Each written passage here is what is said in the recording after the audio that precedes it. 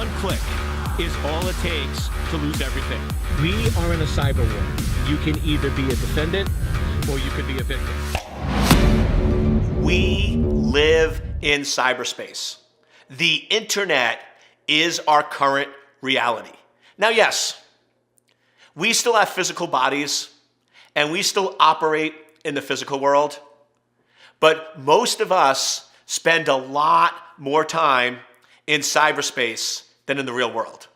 Let me ask you a few questions. First, you're watching this video today. Now, if you're watching it in the morning, then you can use yesterday. But look at the last 24 hours and how many interactions and conversations did you have using your phone, your computer, and social media? And how many conversations did you have with a real person with no technology involved? Now, most of us, the number of conversations, the number of profiles we viewed on Facebook, the number of people we text, the number of emails we sent out, far outweighs the number of physical people we actually talked with. And I tell you, I see this all the time with my kids. I have a 18-year-old. He just got back from college. He's home for a few weeks. Super glad to have him home. I have a 16-year-old and a 13-year-old. And all three of them have friends over the house. They are sitting on the couch and they are actually doing this the whole time. And it's funny because I'm like, hey, don't you have your friends over? Shouldn't you talk to them? And you know what their response is? Oh, I am talking to them. We're in a group chat. I'm like, seriously? You're sitting in the same physical room, but they are still communicating in cyberspace. That's the generation. And I even do this. I'll tell you, I'll often go in and I often text or go on social media instead of picking up a phone or driving to somebody's house and talking to them. So we need to recognize that if our entire life is basically in cyberspace on the internet, what message are we really telling people?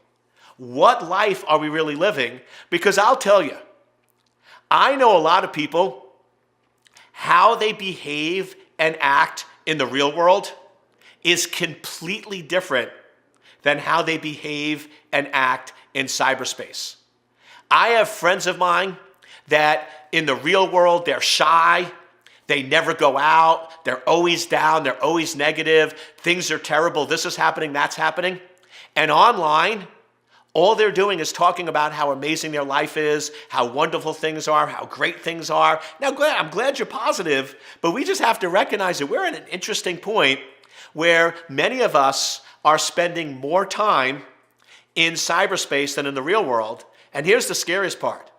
Most of us relate a lot more to our online persona than our real personality.